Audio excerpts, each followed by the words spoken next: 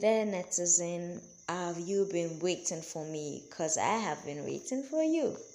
Hey there, welcome. It's another episode of News Analysis. We're talking sports today because that is all there is right now.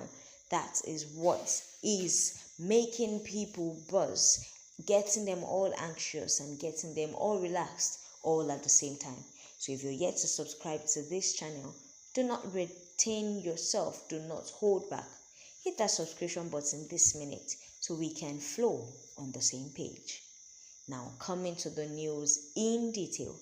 Eberechi Eze starts at Arsenal, hit a bump in the road on Tuesday night in Bilbao, with his position on the left wing of Mikel Arteta's side questioned ahead of Manchester City test. Now, Eberechi Eze arrived at Arsenal from Crystal Palace, and this arrival was met with universal excitement from the club's fans all over. And not just because the Gunners had gazoo-bombed Tottenham to land him. People can still not get over the way Tottenham were shocked and slide. Let me not use betray. They were slide, thinking that Eberechi was actually coming. Like he was one leg in, and Arsenal said, no, come back. And voila, they got Eberechi Eze.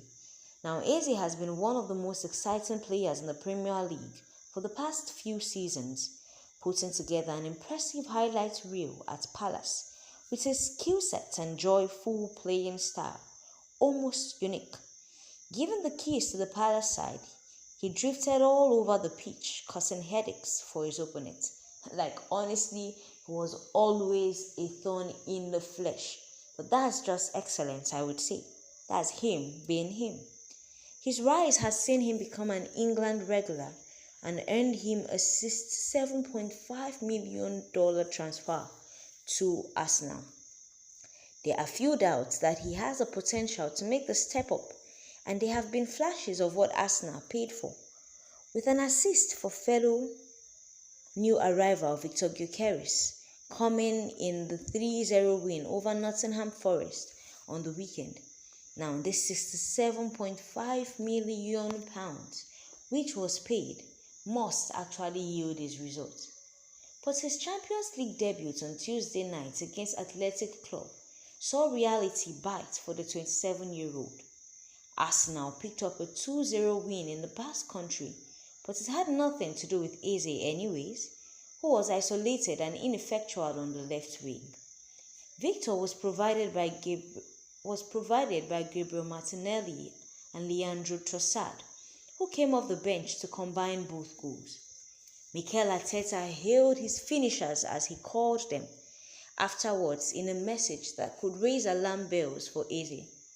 At Palace, he was the undisputed top dog, but he faces much fiercer competition for places now. Unbelievable, both him, Martinelli and Leo, they have very different qualities to Apes and Victor. Now, Eze generally played as a free number 10 in Palace, giving license to roam and create where he saw fit. But the structure is much more rigid now at Arsenal because, come on, there are a whole lot of players, a whole lot of talent, and everybody wants to shine. That is just the thing with having a lot of stars under you.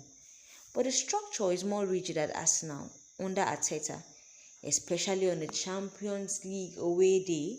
No way now. While fellow new arrivals, Moni Madueke, continue to shine on the opposite wing, Eze now has little impact. Because where in light suppose shine, everybody they shine for there. Steve McMahon gave a blunt review of his performance on TNT Sport. He says Eze will watch tonight's performance and think to himself, this is a different class of opposition. They are quicker, they are stronger than I faced in the Premier League and with Crystal Palace. He knows now his level of game will have to jump up. He's now playing the big boys football in the Champions League against the best teams around.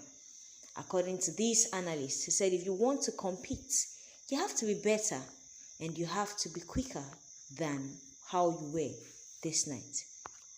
But actually, as these things they be, Eze might have another thought spinning around his mind.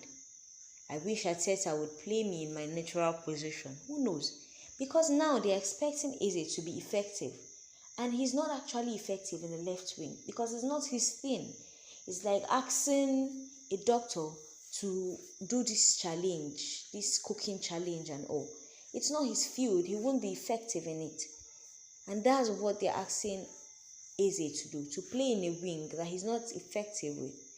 Eze is right-footed and naturally drifts inside from the left flank, and with Ricardo Calafiori behind him at left back, there is no option on the overlap for Arsenal, who continually switch play for Madueke on the right instead.